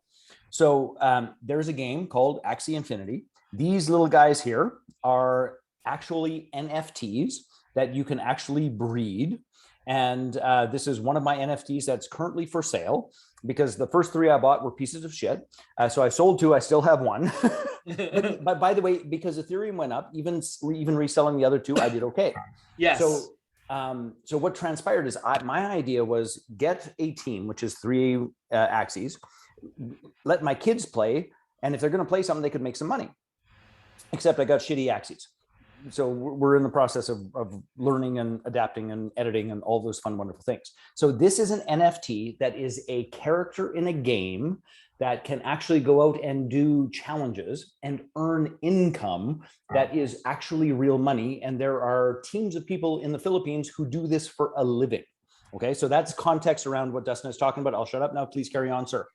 So if you could have got into Axie Infinity 2 years ago, I mean, I don't know what SLP is worth today, but if you could have got in 2 years ago, you probably would have been paying fractions of a penny. And so now, whatever money you had put in would have 100 or 200x. So what I'm saying is if you can get in early on the projects, and probably only, I'm guessing of the 75 of you, and I'm being very generous, 3 of you have the ability to get in early enough on these projects. And I'm not counting the panelists because they know what I'm talking about. But if you can get in early enough by providing some value, whether that's marketing, whether that's I already have a community of people, whatever your KOLs are, maybe you have a YouTube channel. If you can get in and provide some value, I have a guy, he's a TikToker, okay? Now, before I started this business, most of what we do is TikTok marketing. I literally thought TikTok was for teenage girls and pedophiles. That's what I thought it was for, right? Turns out whole worlds and businesses revolve around it, including mine now. And so we have a guy who did one post for one of these projects. Normally we would pay him $1,000 for a post. That post made him $400,000 because he got in at the allocation round. So what I'm saying is, if you can provide some value to the projects because you're an influencer or because you have some community or something you can do, by all means do it. Reach out to me. I will put, if you have some value you can provide, I'm happy to pass it on. This is the Telegram group I'm part of. They will reward you simply for being part of their group. And every time they have a massive pump because they've invested, their token goes up. And this is the front-facing public group. This is not the private-facing group. It's possible I could get Jay, maybe one or two of the other of you into the private group. But you will learn the language and you will learn the projects, and you can reach out to those projects. People will say, hey, I heard about Dreams Quest. What's going on with Dreams Quest? You can reach out to Dreams Quest and say, hey, I have this. I'm a marketer. I can do this for you. And they'll say, okay, we'll give you a $2,000 allocation. That means you're going to send them $2,000. But for that $2,000, that is allocation. And over it, like I can't promise it's not going to go to zero at some point. But if you earn it, instead of having to spend your mortgage on it, it's so much easier to do. So much. I mean, it's the only reason we were able to do what we've been able to do is because I'm not earning the money that I'm putting in. The projects are earning the money that I'm putting in, and I'm earning my spot because I'm working my butt off dealing with influencers who are the worst group of people to deal with. Understatement. That brother is my time, and I just wanted to read a quick note on the chat as you're talking about it here. Is that Robert? This is the deep end. I love it. So much value, Jay, beyond expectations. Awesome, Robert. Thank you for the comment. And by the way, please, I did not ask for acknowledgement for Jesse. Can we actually acknowledge both Dustin and Jesse for their time, effort, energy, and contribution? I deeply, deeply appreciate it. Thank you, thank you, thank you. And gang, do me a favor, is that if this is helping to connect some dots or to provide some context in terms of what actually occurs in this batshit crazy world, please, I would love to hear a couple of comments in terms of what you've learned, what this means. Is this helping? Is this connecting some of the dots? I would love for that to transpire. So put that, Charisse, my brain hurts. Brad, batshit crazy. Schroeder is that there's always more dots, and honest to goodness, that is the truth of this, and this, my friends, is why I think this conversation is so damn important. Is that it is, how do I put this? My judgment, say 4 years ago, was that it's too complex and it's wasting my time. And if any of you have that, like just raise your hand, let me know. Like it's like, this is dumb shit. And I want to be clear with you is that judgment has cost me hundreds of thousands of dollars because I did not, and quite possibly millions, by the way, if you get into Dustin's world, quite possibly millions, but minimum hundreds of thousands of dollars because I did not spend the time to understand the intricacies and the opportunities. And honest to goodness, it is in the intricacies where the huge opportunities lie. You gotta step into what this means and where we're headed. It's a fascinating process. Yeah, and Jade said, I don't think it's just overwhelmed. Yeah, I totally 100% get that. Another project for me to take on. Thanks, Jay. Sorry, Elizabeth. I just want to say something about this. Mm-hmm. Even people that are in it are overwhelmed. I have influencers that are pushing, like I'm sending them $10,000 to $15,000 a month to market things. And then they're like, dude, how do I set up my MetaMask? Like the most basic questions. When somebody said, what's the difference between a coin and a token? Until this conversation, I had no clue. In fact, I didn't even realize there was two different words going on. I mean, I knew NFTs, but token versus coin. I did just be totally honest. Come in and say, I don't know what's going on. And you will get answers. People want to help you. People are so generous in this industry, A, because they can afford to be, but B, because people are good. People everywhere are good. Love that. But if they ask for your seed phrase, shoot them in the head.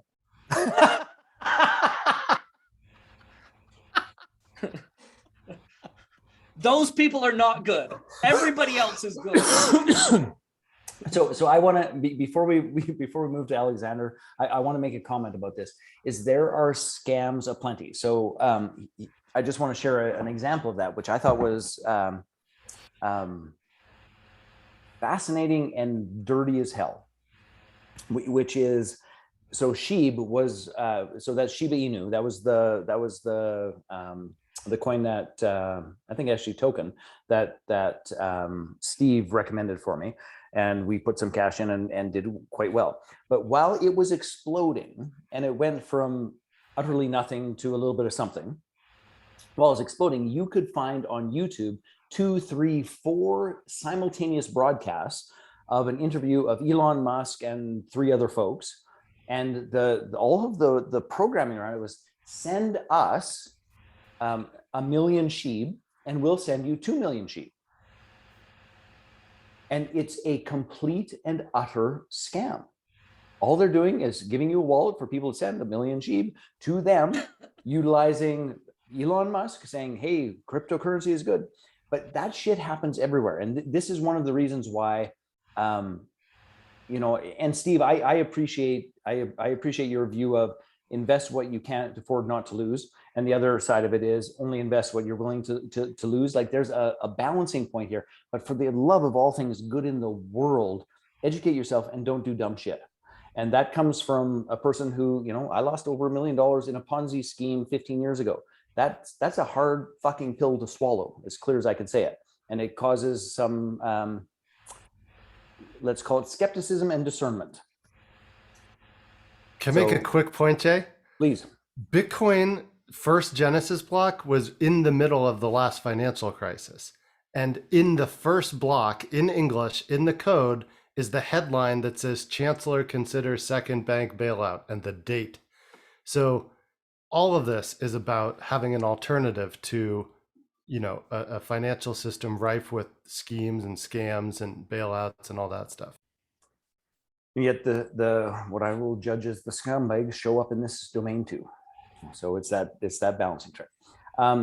Alexander, and gang, I want to let you know, Alexander just has a big brain, and I like him a lot, and he plays in a variety of different areas in a very intelligent and strategic way, which is why I asked him to come and share his perspective. When he speaks, I always learn. Brother, you got 10 minutes? Go. Hey guys. I don't have a presentation prepared for this, and I have nothing to sell you. So please just point me in a direction if you feel like this is valuable or not valuable, Jay. I'm most curious about mining, because I think that's a component that people are utterly and completely confused about. What relationship mining has with an exchange, or going and buying a coin, or going and making an investment in any of those sorts of things. But feel free to talk about anything. Yeah, so I'll approach this from the perspective that as someone who mines, I understand the foundational technology underneath these blockchains and many of these cryptocurrencies. And so I don't know that this is likely to be enrolling for you. Mining cryptocurrency is largely the most complex way to go about earning cryptocurrency. And it would be easier to take the money you would invest into mining and just buy or speculate in most cases, unless you love the technology and you want to dive into some of these fundamental concepts. But I'll explain, and hopefully it elucidates some context. So first thing is that Dustin mentioned earlier, actually, I think everyone has mentioned this, Jesse mentioned this. The blockchain is essentially a cryptographic record of transactions that have occurred on the blockchain that is being locked down on a set interval. So every 7,500 transactions, let's say, a particular blockchain will determine that that's a block. Okay, so every 7,500 transactions on the blockchain, they're like, okay, lock that shit down. That record becomes permanent, and the ledger cannot be changed ever. It's always moving forward in time.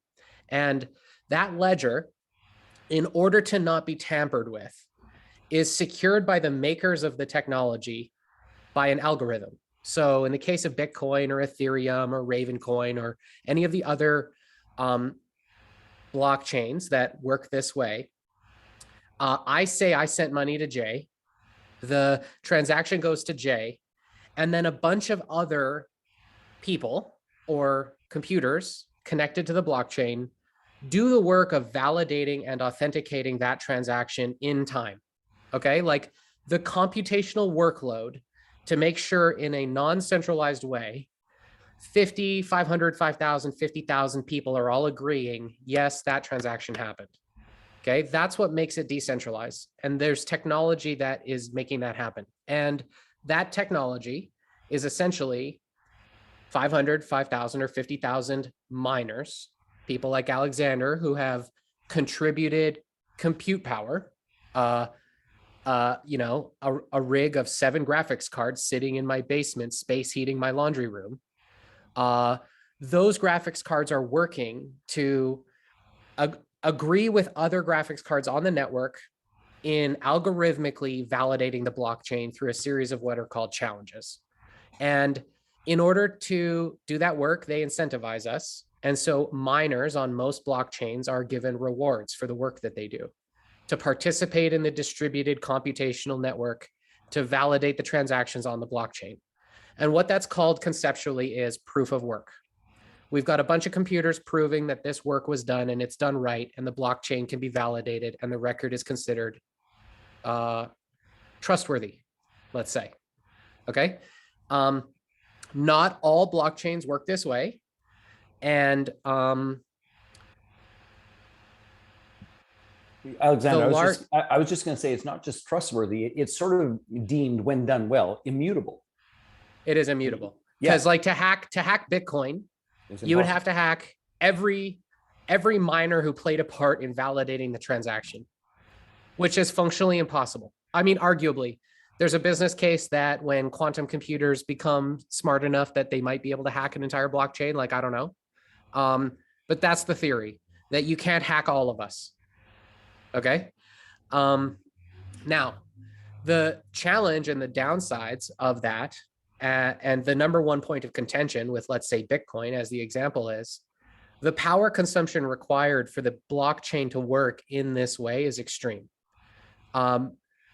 Bitcoin consumes as much power as, I think, like entire nations. Like, it's some extreme amount of energy that's required to perform the computation in this way.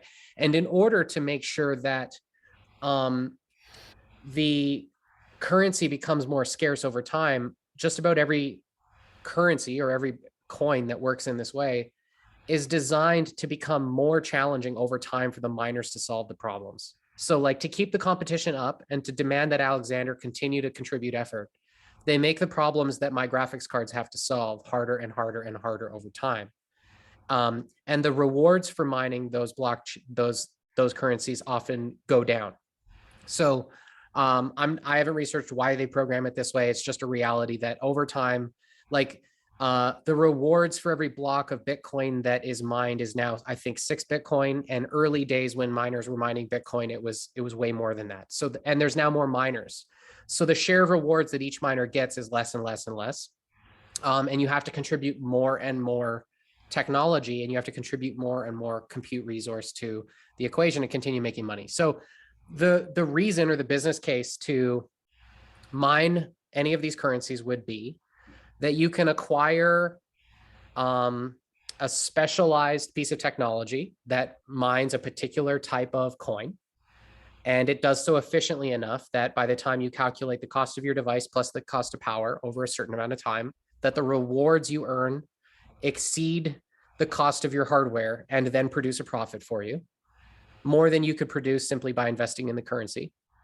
Or you buy a bunch of graphics cards and you build like non-specialized mining devices that can mine any type of coin. Like the mining rigs that I build use graphics cards, so I could mine Ethereum, I could mine Ravencoin, I could mine like a whole bunch of different coins, and each of them would produce a different amount of profit because each coin uses a different algorithm, and therefore they're optimized for different graphics cards. Like there's lots of details to this, but the point is I could be like, oh, Ethereum doesn't produce as many rewards today because the value of the currency dropped. I'd rather mine Ravencoin for the next week. I can switch my miners around and I can tell them to contribute effort to different blockchains. Whereas if you buy like a specialized technology, it's going to mine only that one coin forever. And so, which I don't know if I'm still muted. No, I'm not. No, you're not. Which is an example of you and I are both in the process of researching helium mining, which we have to buy specific hardware for mining helium, which may or may not be worth 5 cents in 2 years. Right. And if, for example, helium decides they want to change how their network works, it could go to zero tomorrow. So that brings me to like a very important point, which is that we're at a moment in time where mining is in question as a thing that people do, like straight. Like there may not be miners in the future. If you were to summarize the total collective effort of everyone who mines any type of Bitcoin on a spreadsheet or any type of cryptocurrency on a spreadsheet, Ethereum as a single type of coin that people mine represents 10 times the hash rate of every other mineable coin put together. Okay, it's like take every coin that you can mine. Ethereum exceeds the collective mining horsepower of all of them by 10. Okay, and I wanted to make this clarification earlier, so I'm glad I'm covering it now. These coins are decentralized, but the teams who program them are not. So it's not like there's some maskless, no authority figure thing. It's like there's actually a team of people who are in charge of how Ethereum works. And that team, for example, has decided that they want to shift from a proof of work model, which means miners all around the world get paid to validate the blockchain, to what's called proof of stake, which is a completely different technology for how the blockchain fundamentally works. And the result of that change in the code base and how Ethereum works means 99.5% of miners will be out of work the day that change to Ethereum goes live, which means everyone who's invested money into specialized mining infrastructure, anyone who's currently earning a profit mining Ethereum will no longer be able to make a profit mining Ethereum. And at that point in time, all of those miners will decide it's not worth it, sell all their shit and go back to real life. They will throw away their specialized hardware because it will not work for anything else. Or they will decide they're going to try to mine one of the other coins that you can contribute computational effort to. But the minute that happens, more miners means less profit per miner. And there's a good chance that it won't be profitable for everyone to go farm or mine different coins unless those coins increase in value to make the system profitable again. So we're about to hit a moment of extreme disruption. And I don't need to make any money. And so for me, I'm thinking like, I'm going to scalp all the hardware nobody wants because they're giving up. And I'm going to, deal with the dip in the market and the moment of chaos and figure out how to mine 10 other coins instead of just this one coin that has been the profit maker for a long time. And I think the reality is that people are going to make new coins all the time that need miners and that operate according to proof of work versus proof of stake. I think there's going to be reasons for both of these types of coins to exist. So I'm personally not going to stop mining. I'm probably going to still continue to buy graphics cards and invest in mining. And the truth is, a change is coming. And the truth is, there's been a variety of changes. We didn't talk about forks and hard forks and soft forks and all of that shit. The truth is, in every one of those changes, there have been people that fall off and people that maximize and step in and grab the hardware, reprogram the software, shift and do something new and different. Yeah. But let's be clear, it's 100 times harder today than it was a decade ago. Yeah. One of the big points of contention in the mining community has been that, in order to mine cryptocurrency, you either have to buy these expensive specialized units or use graphics cards. And so NVIDIA decided that in order to be fair for their gamers in a limited supply market, they were going to apply this technology to their graphics cards that limited the hash rate, which basically they're like, we're going to GIMP our video cards for miners to try to disincentivize miners from buying graphics cards that gamers want to use to play games. And I think in like 90 days, the people who write the technology that does the mining had figured out a way to get around like 70 or 80% of the restrictions that they were placing on the graphics cards. Like there's definitely like competition of forces. Like the reality for me today is I look on Facebook Marketplace and eBay and Kijiji every single day trying to buy graphics cards, and there are none. There are none at the stores. There are none on secondary markets. Like I'm paying 20, 30, 40% over MSRP for graphics cards that are 6 years old to try to like continue building technology to mine like Ethereum and Ravencoin and stuff. And it's just like, it's a really hard thing to get into in this particular moment in time. Like, and if anyone here had graphics cards they were going to try to use to mine, I would try to buy them. And encourage you to let me put a rig in your basement. We could share the profits or something. So there's, Right. Yeah. I gotta stop you, brother, just in terms of those fees. So here's what I want you to understand is that, and this is one of the very important reasons why I asked Alexander to come share, is like this idea of the blockchain. Think of it from this perspective. The blockchain is quite literally built by miners all over the world doing proof of work that is immutable on the blockchain. And one of the ways to actually earn cryptocurrencies in a variety of different ways is to be one of those folks. And you can do it by building a rig, or rigs plural, as Alexander has done. You can do it by joining a what we'll call mining groups in their software online, or you can just say, hey, overnight, my computer that's sitting there doing nothing, it's going to do some mining, and you participate in a pool. There's a bunch of different ways. I just wanted him to share and communicate with you that there are so many aspects to this, which brings me to this very simple and easy place to start. Ha ha ha. That was sarcasm if you didn't quite catch it. Which is, my dear friend Howard, you got 10 minutes, brother, with where the hell do people start? Because the one of the key things I've seen here a whole bunch of times is my head has just exploded. My brain is on fire, all of those sorts of things. So maybe, and this is my hope, is that at the end we can bring it back to the basics of just go start here, please. You're on, brother, 10 minutes. Yes. I'm really thrilled because I feel like we've gone traveled to the outer reaches of the galaxy, and now we're coming back to our solar system to begin just with our local planets around us. Okay, so hopefully everybody here today has gotten to see, at the very least, that this is an incredibly exciting endeavor and greatly exciting avenue to develop, explore, and a momentous and pivotal time in history. And at the same time, hopefully you realize the incredible risks that are there and potholes you can fall into. And that's why I describe crypto to the uninitiated and the unguided to be a literal minefield that you will predictably blow up if you don't have a foundation.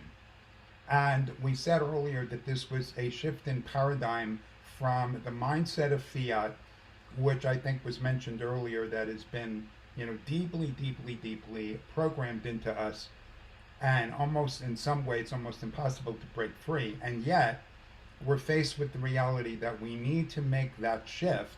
And the question is, how do we make that shift and do it in a way that introduces something new without giving up the old? Because anybody who knows NLP or any sort of personal development process, you can't take away what some people are comfortable with and jump them into the middle of the Pacific Ocean. You have to, engineer a transition process. And that's the area where I'm truly passionate, is to help people make transitions safely, securely, comfortably.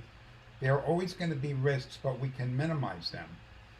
Okay, so that's really the issue here. So my message here, you could say, is really intended for people here who've never done crypto ever before, but they're really intrigued. You're really intrigued with the idea. You want to get on the train before it leaves the station. You don't want to be left behind with all your life savings being melting ice cubes, evaporated.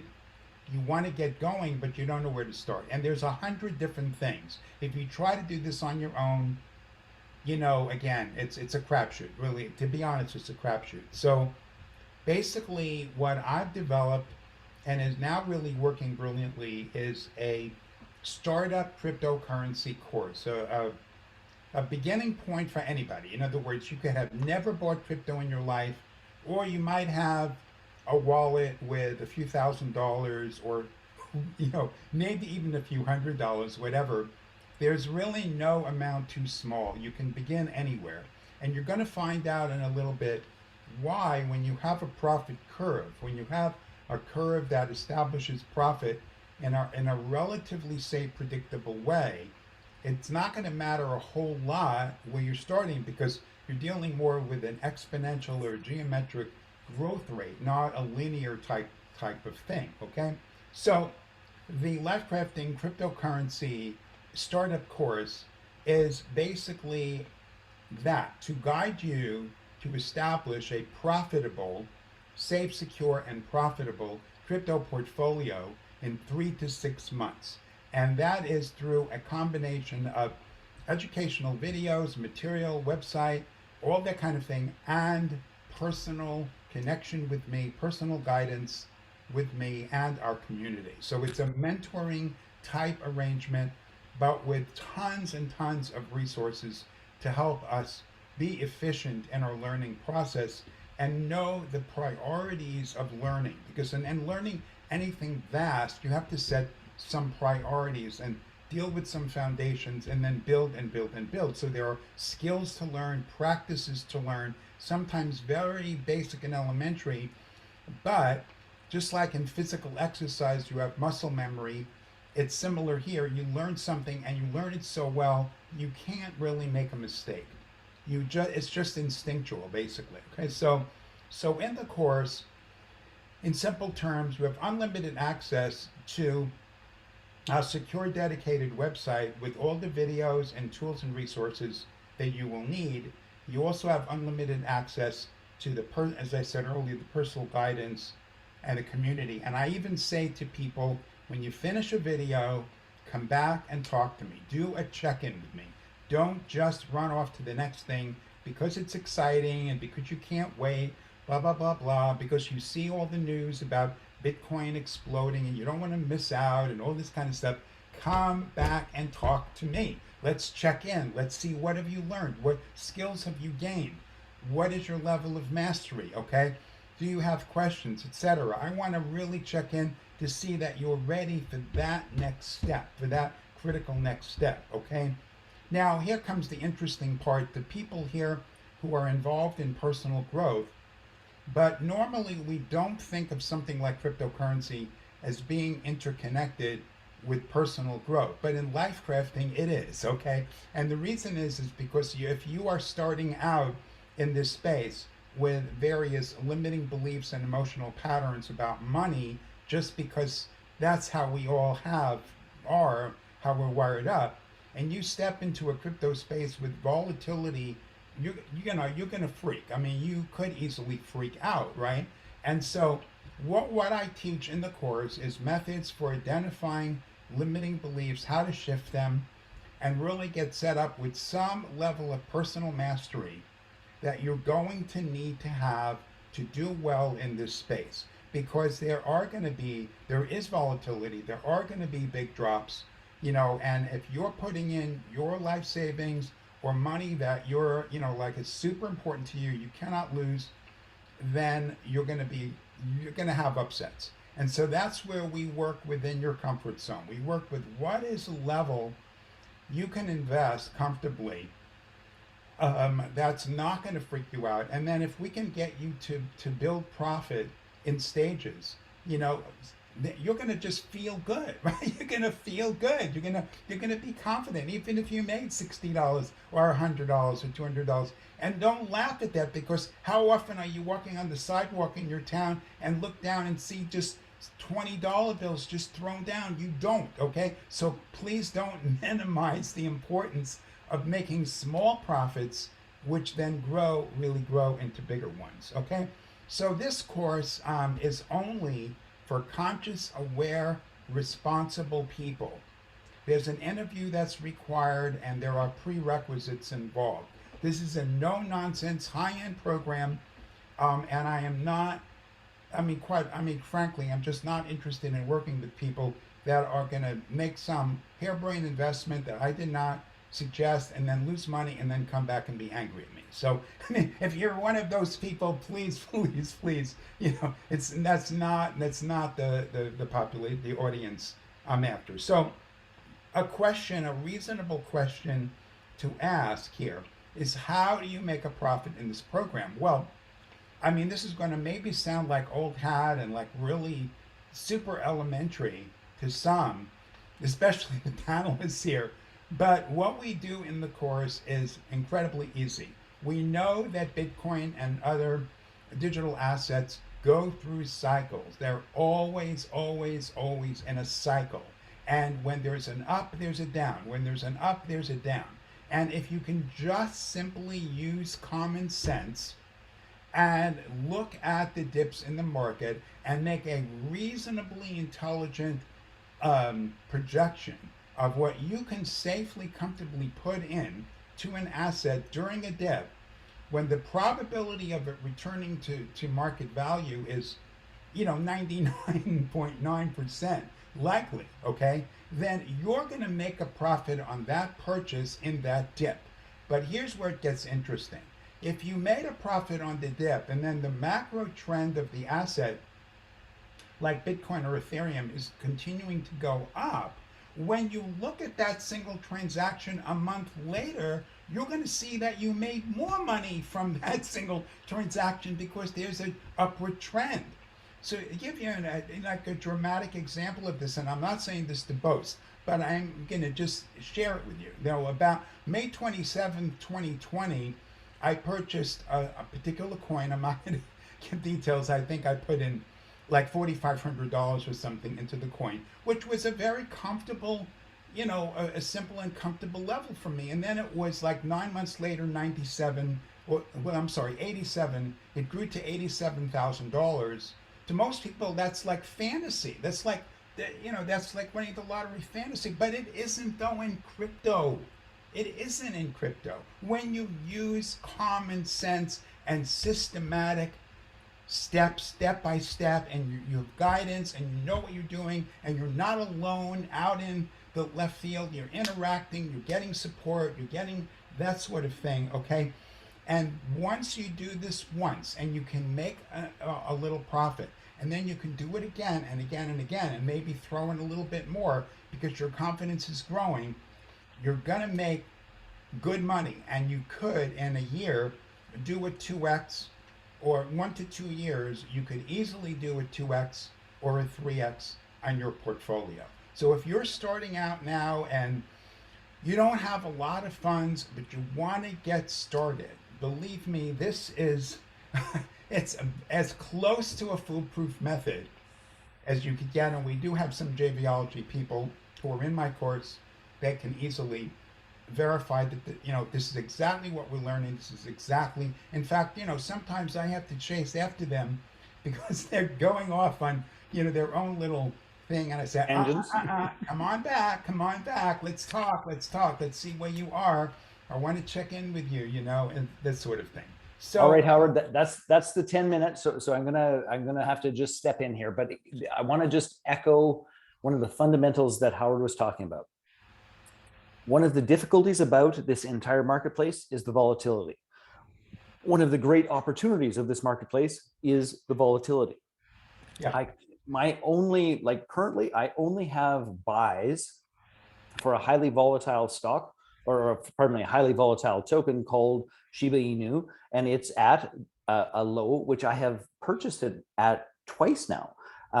That's it. So I'm going to buy the dips, and with, like you said, 99% certainty that it's going to stabilize at some reasonable price point. We have done stunningly well in that process. So if you have a foundational if what I hope has happened today is that you have gotten to the spot and the point of, I need to know more about this. I need to get my toe in the water. Even if I've bought stuff, but I don't even know what I bought, why I bought it, how I get it out, how I keep it, which was, me years ago. You need more education. And I would just strongly recommend, Howard's approach. So on that note, gang, I just want to mention, Jay, that in the chat, I just put my email and the page in there, the link. Yeah, I put the link above that as well. Oh, right, okay. So it's in there already for sure. And I also put Jesse's link up there as well. So gang, if you want to take action on it, you just jump on in and get the direct support that you absolutely need. So I know from watching the chat that there have been about 12,892 questions, which we have about 10 minutes for. So I'm gonna ask. Well, but here's the point of this. I 1,000% expected that. Charisse, is there a theme of a question that, or a couple of questions that have been asked the most that we could ask the panel? And by the way, I know that Steve had he had an event tonight that he was scooting off to, so we won't have Steve's input on this. But we've got a couple. I can hang questions. 10 more minutes if we want to do a little Q&A. If you would, brother, 7 o'clock is our hard end time. That would be awesome. So I'm not seeing a theme. There's just a ton of different questions. One question that's a little bit thematic is kind of what can we buy, or is this real money, or how does it ever become real money? But let's do that, because that's my dear wife's question all the time. It's like I say to her, it's like, we just made $7,000. She's like, how do we get it to real money? Let's start there, gang. I saw Howard's hand first and then Dustin. Howard, Dustin, Alexander. Oh, okay. So first, the definition: money is simply what we agree collectively. What we agree is money. If we agree to it being money, then gold, for example, has been valuable for centuries, but only because we agree on it. If we didn't agree on it, it wouldn't be money. So what is real is what is exchangeable for value, what we can trade for other things we want to value. And we've already proven that crypto is here to stay and is incredibly accessible, usable for value, and is increasing and appreciating in value. So Dustin? The question belays the immaturity, and I'm not saying that in a mean way, of where you guys are at in the cryptoverse, right? The question you should be asking is, what's the rational next step? And if you're a rational person, your next step, if you just have some money and you want to invest it, is to go talk to somebody like Howard, who, God bless him, has the patience of a saint to talk you through this, okay? Or if you have community, it's to go talk to somebody like Jesse or Steve, who will help you make money from this, whether you understand it or not. They will talk you through it and say, look, we're going to show you how to turn this into real money. So I just want to say that right up front. And then the like 1 or 2% of you that like skydiving and ride motorcycles, and live your life with reckless abandon, then you want to go try something like what Alexander or me is doing. And I'm just saying that because it gives you the frame of reference, because what we're doing is not applicable to most of you. And I know that, but to the one of you that it might be applicable, it's life-changing information. Now to everybody else, honestly, you're probably going to go talk to Howard and Jesse and Steve. That's really what you probably should be doing. Now, I don't know anything about what they do except for what they've shared here, because I don't know any of them except for Alexander. I know fairly well. I like to live recklessly and dangerously too sometimes, Dustin. But that's why you're in the same position that I'm in. Actually, it's just you have an offer for them, right? Like, you have done that giant leap, and you can actually help people make a much less giant leap. Right? Like, you're more the mid ground. They're going to come to you and they're going to make middle amounts of money. And in crypto, that's millions, or at least multiple hundreds of thousands. Howard is offering something that's much more safe and much more suited to some of your temperaments. And I know some of you guys, and that's why I'm saying this, the Matthew McGregors, probably you want to be a little bit crazy. You're young. I don't think you have children yet. I don't think you have children yet. If you did, they'd be so cute. You know, right? You've got, but like, you know, honestly, Anne, Sheena, people I know and I love, you're probably going to want to go talk to Jesse or Howard. Yeah. And Alexander, do you want to add to that? Is this real money? Yeah, I want to answer the question directly. Like, just like you might go buy a stock, you open an investment account and you put your money in there, and then you use that money to buy a stock. Then the value of the stock changes, and then you can sell it. The exact same principle applies to the cryptocurrency market. You identify the cryptocurrency you'd like to buy, and you identify an exchange where that cryptocurrency lives. There's a bunch, but like Kraken is one, Coinbase is another one. And you open an account and you transfer in some money. With Coinbase, for sure, I don't know Kraken. I've only bought a couple coins on Kraken, but Coinbase, like, they're only going to let you put $300 in the first day. So you put in $300 and then you can buy $300 of whatever. And then maybe you put in $300 in next week or whatever. You can even dollar cost average, which means you can tell Coinbase, like, I don't want to fucking time this market. I'm going to spend time in the market, which is something one of my mentors taught me. And you can just be like, I'm going to hold Bitcoin for 10 years and I'm going to wait for it to be $400,000. I'm not going to try to make, you know, a 2x. I'm going to go for 10x. And maybe that's a good plan. I don't know. I'm not making any advice, but you could like buy $100 every week of Bitcoin and you could just collect Bitcoin. My strategy with the mining is I can go buy graphics cards for $700. I can have them mine Ethereum. I can earn $700 of Ethereum, and then I can collect another 1,000 or 2,000 or whatever. I'm just going to hold it for like 5 years or 10 years. And maybe my $700 graphics card turns into $7,000 of Ethereum, right? So it works for me because I'm just going to hold currency for a long time. But like in very basic terms, you can just buy it on an exchange and then sell it later. Yes. So Let me just, I want to add to that as well, Cherie. So here's the thing, is that virtually all of the coins, if we're talking upper tier coins, have decent liquidity and you can exchange them for anything under the sun. One of the other 2,000 or 4,000 coins or cash, and when I say cash, that's British pounds, that's US dollars, that's Canadian dollars, all those sorts of things. It's linked to your bank account. It is as real and as solid as this table the instant at which you ask to do the transaction. That's the beauty of the blockchain. So that question is, you know, Dustin, you reflected it clearly and you said it very directly, which is the question speaks to your inexperience in the marketplace. And if you have that question, my clear assignment to you is take $1,000, open an exchange and go buy some shit and trade it back and forth and figure out what that looks like to buy it, to cash it in, to put it in your bank account, and do that 2 or 3 times. And whether you lose $100 or you make $1,500, I don't give a shit. I just want you to have the experience and to know for yourself instead of hearing it from us talk about it. Next question. So there was a bunch of questions about NFTs, and so I'm going to suggest you go to Jesse's Facebook group. But maybe the last question that maybe you guys can touch on if you have a minute is, what exchanges do you recommend? Because that follows right up to what you were just talking about. And if that's not an easy to answer question, then I'll ask NFT questions. So I'll speak first about the exchange. And I actually put a referral link to Coinbase. I like Coinbase. It has a very broad range, but here's the son of a bitch, and it drives me insane. I said this at the beginning, is that Steve texts me and says, hey, Shiba Inu, you gonna do it? And I say, sure, I am. I go to my 2 exchanges that I had at the time, which was CoinSquare and Kraken. Neither of them carried Shiba Inu. So the process that Jesse was just talking about, which is PowerFan is going to get listed. It's going to get listed on, what was it, Jesse?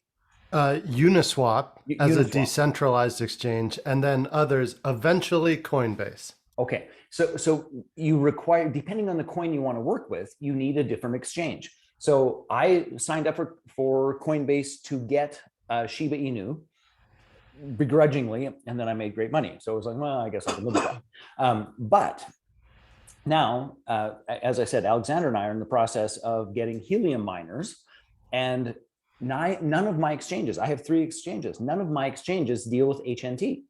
So I have to get another one, Crypto.com or What was the other one? Crypto.com. It doesn't matter. So here's the drawback.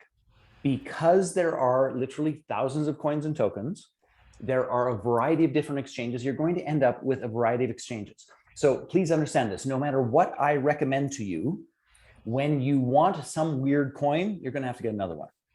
It's just as straight as I can say it. So you are going to end up with a collection of 3, 5, 7, if you're really going to get into this, different exchanges to deal with different opportunities. And that's the nature of the beast. If I were starting, I would start with Coinbase or Kraken because they have an incredibly broad range and they're pretty simple and easy to use. Anyone want to add to that? Yeah, I would just say embrace it. Like I think it's a defensive strategy to have your crypto assets across a variety of wallets, exchanges, blockchains, just in case, you know, something happens to one or something happens to one wallet or one token or one coin or position, then you've got a broad base of exposure over time, not all at once. But yeah, I love the idea of dollar cost averaging, setting up regular buys. Great quote to don't time the market, spend time in the market and get your hands on it. Make a few transactions, see how it looks, how it feels, the time to completion, the transaction fees. And then you know what you're getting into when you get an access to a bigger opportunity to take part in something. You kind of know the lay of the land, so you're not coming into it so fresh. All right, gang. So it's 7 o'clock, and that's when we said we would end this. So here's the deal. Short version, if this has been helpful to you in terms of understanding, I would love to hear any comments in the chat in terms of what it has meant to you. It is unbelievably important. And I will end with, first and foremost, thanking our panelists for their time, their energy, their participation. And please understand this. These are folks that have dove into a topic that is complex and difficult and not easy to learn. And they did it at their own expense, and they were willing to come here and share of their own time to serve and support you, to cut your learning time, and to I would wager save you some money so you don't poof like $40,000 or lose your initial Bitcoin wallet or do other dumb shit that most of us have done trying to learn this. So can we just please give them a round of applause and a bit of acknowledgement? And I deeply appreciate each and every one of you for this process. So that's point one. Point two is this. You'll notice that only 2 people here had offers and invitations. Jesse and I are JV partners, and I want to be very clear about this. Howard and I are JV partners. I'm excited to work with both. You will see more of both of them in our communities and how things unfold. Dustin and I are trying to figure out how the hell we're going to work together, and Steve and I have been haunting each other and pissing each other off for about 5 years. So we'll continue that for a long time. But I guess the thing that I want to say to each and every one of you, I have a little incentive for you, which is this. I am a fervent believer that you've got to move from fiat to crypto. And if any of you are sitting on a decision to do some work with JVology, if you want to come to the next JVology Live, if you want to join Flow, if you want to do the business basics breakthrough, any of those sorts of things, I will put my money where my mouth is, which is this. Every single one of those courses and programs has a fiat value to it, which is X number of dollars, whether that's $397 for the VIP ticket to JVology Live or $11,000 for Flow.